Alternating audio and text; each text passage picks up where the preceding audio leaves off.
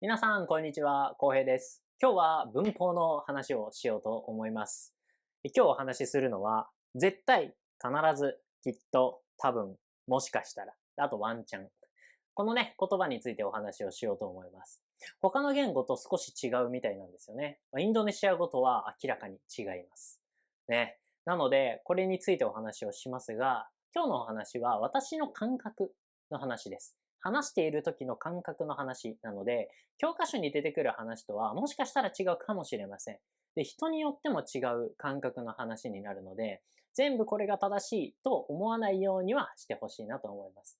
ただ、私が普段から話している時のものを素直にお話ししようと思うので、ぜひ参考にしてもらえたらと思います。この動画、スクリプトがパトレオンの方で見ることができます。登録していただけたら、スクリプトのリンクをね、皆さんにお送りするので、ぜひ登録してください。スクリプトを見ながら勉強すると、読解、聴解、あと話す練習にもなりますね。新しい言葉、新しい文化、新しい文法、いろんな練習ができます。いろんな勉強ができるので、ぜひスクリプトをゲットして一緒に勉強していきましょう。また、この動画では YouTube の字幕機能を使って日本語、インドネシア語、英語、3つのね、字幕を見ることができます。言葉を聞きながら字幕を見てね、意味を理解することもできるので、ぜひ字幕を見ながら、動画を見ていただけたらと思います。ということで、今日はちょっとね、本を用意しながら、メモしたものを見ながらね、お話ししようと思います。まず、絶対についてお話ししようかなと思います。絶対と必ず。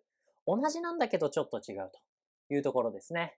絶対っていうのは、ちょっと前のめりな印象があるんです。ちょっとグッと前に出て、強く言ったりとか、問い詰めたりとか、っていうような印象があります。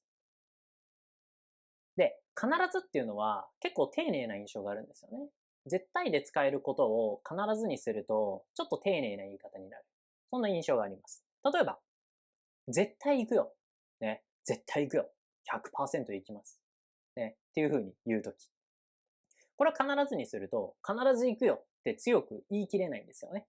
ちょっと優しくなったり、丁寧になったりする。必ずで思い浮かぶのは丁寧形になるんですよ。必ず行きます。必ずっていうのは約束をするってイメージが強い。絶対っていうのは自分の今の気持ちとか、今の考えを思いっきり伝えるみたいな。これが100%ですみたいなイメージが強い。一つだけ明らかに違うところは、しないでくださいとか何々ないっていう否定が必ずはできないんですよ。必ず行きます。必ず行きません。必ず行きませんっていうのはね、できないんですね。でも、絶対行く。絶対行かない。これ意味通じます。これできるんです。うん。で、必ずを否定形にすると、必ずしも何々ではないっていうような文法になるんですが、これはちょっとまたね、意味が違うので、いつかお教えしようと思います。あともう一つ違うところは、絶対っていうのは、過去、今、未来、全部使うことができるんです。絶対見たよ。ね。昔の話、絶対見たよっていうのもできる。あと情報についてもできますよね。絶対あの時っていう風にできるんですよ。あの時の話を100%そうだよって言いながらできると。だけど、必ずっていうのは昔の話とか、今の話とかできないんですよ。未来の話しかできません。予定について話す。約束について話す。みたいな印象が強いですね。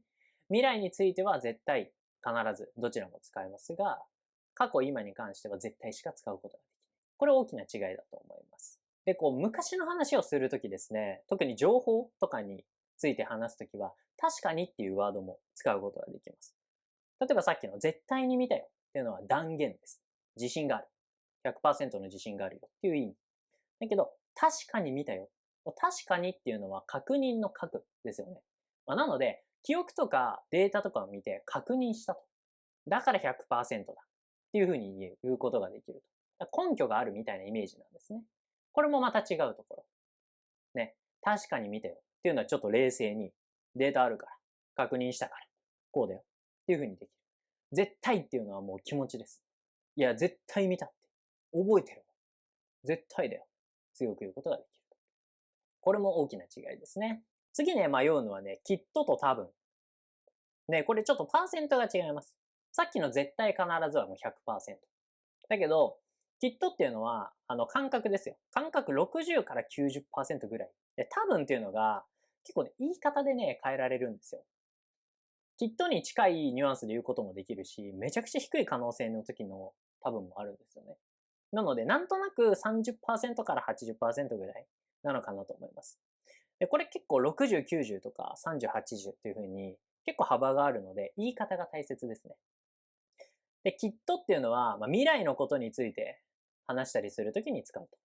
で、こう、希望とか、信じているものとか、願いとか、そういったものに使うことができますよね。で、慰めるときとかによく使います。例えば、少し試験とかに失敗して、勉強がうまくいかなくって落ち込んでいる人を見たときに、大丈夫だよ。いつも頑張ってるんだから。きっとできるよ。きっと合格できるよ。ね。きっと何々できる。ね。ここ可能形です。きっとプラス可能形で、未来に対する希望とか願いとか、こう、慰めの気持ちとかね、こう、祈りみたいなものを説明することができます。この、きっとできるよ、きっと合格できるよっていうのを多分にしてしまうと、多分合格できるよ。多分大丈夫だよ。これね、できると思ってないです。自信があんまりないとき。わかんないけど。前置きはね、わかんないけど、多分できるよ。もう多分できるよって言われたときはもう不安しかないですね。じゃあできない可能性の方があるのって思ったりします。いや、30%から60%ぐらいかな。それだったら。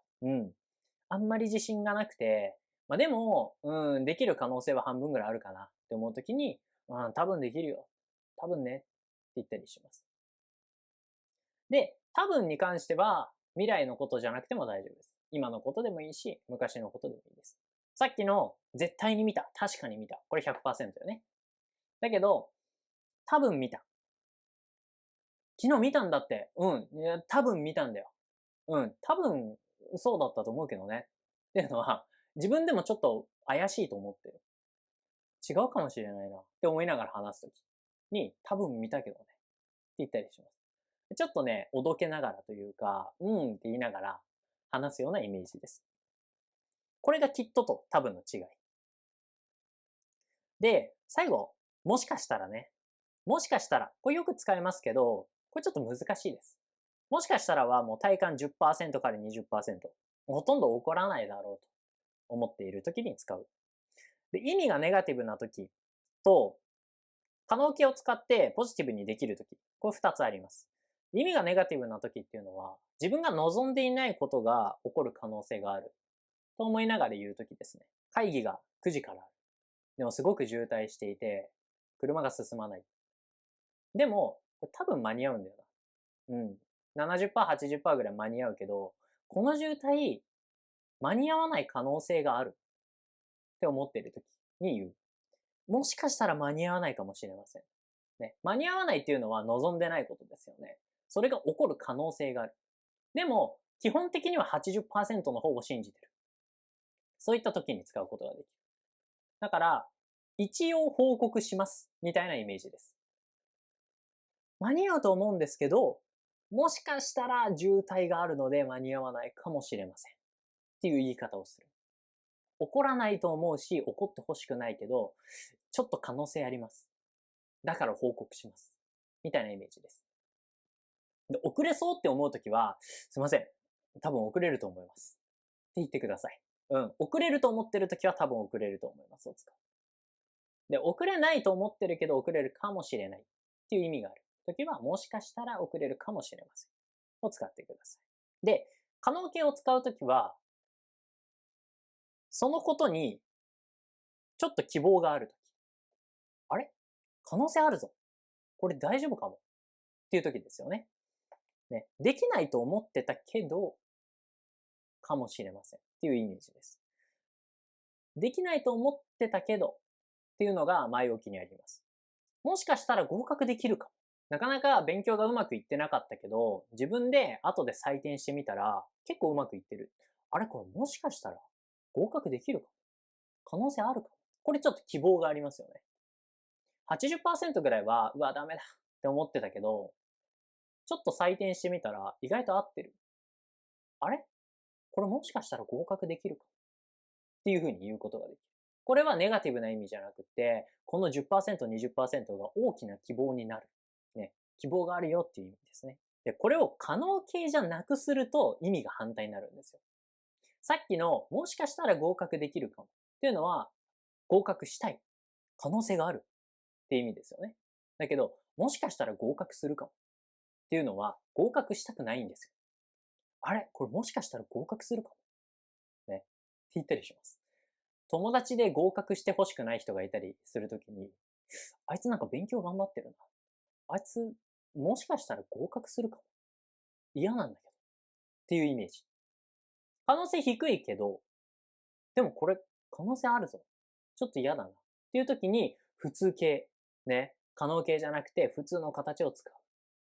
これ大きく意味変わりますからね。会話の時気をつけてください。3つの形ね。ネガティブな時。ね。普通形の時。可能形の時。これね、ニュアンスちょっと変わりますから。これ気をつけてください。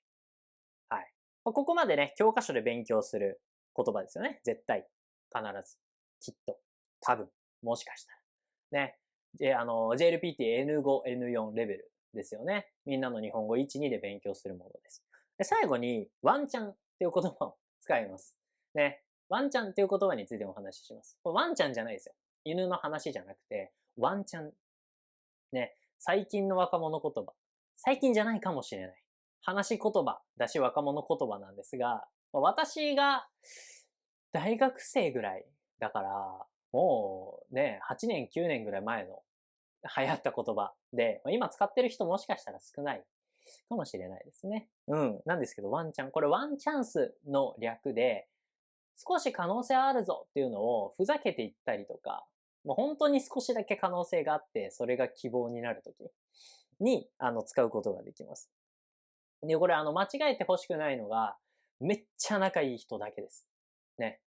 冗談が分かって、普段から笑い合えるような人にしか使ってはいけません。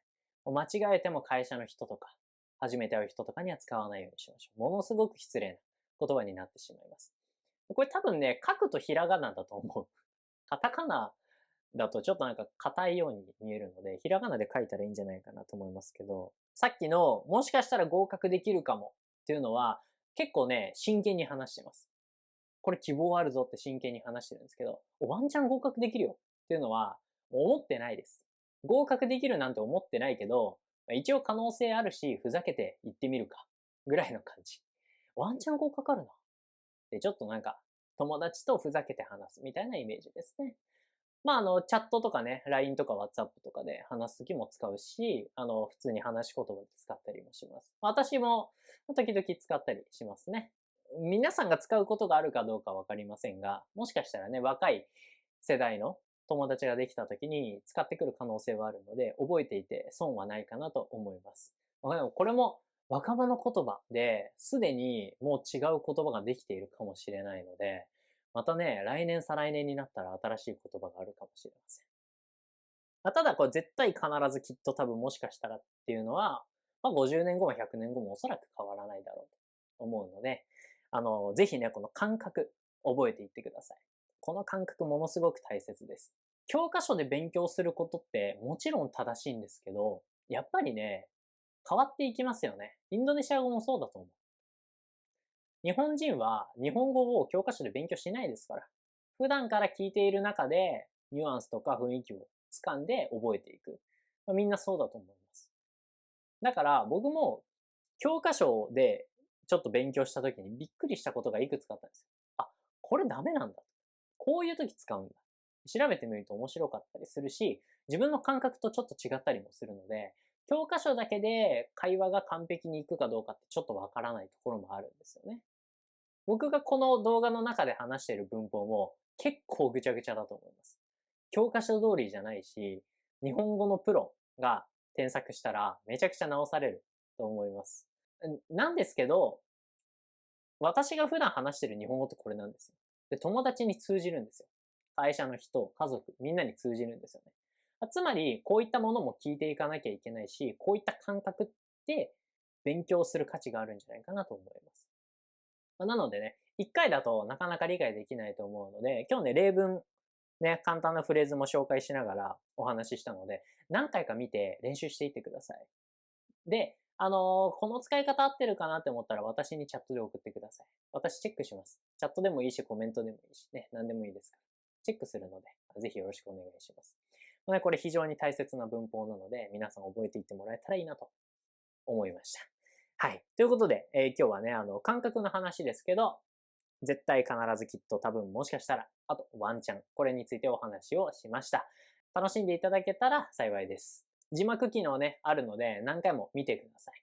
で、パトレオンの方ではスクリプトもお渡ししています。スクリプトを見ながら勉強すると、聞くだけでは勉強できないことも勉強できますから、ぜひね、パトレオンの方にも足を運んでくれたらいいなと思います。はい。ということで、今日の動画は以上となります。チャンネル登録とかコメントとかいいねとか、あと友達へのシェア、これもね、ぜひよろしくお願いします。また次の動画でお会いしましょう。ありがとうございました。バイバイ。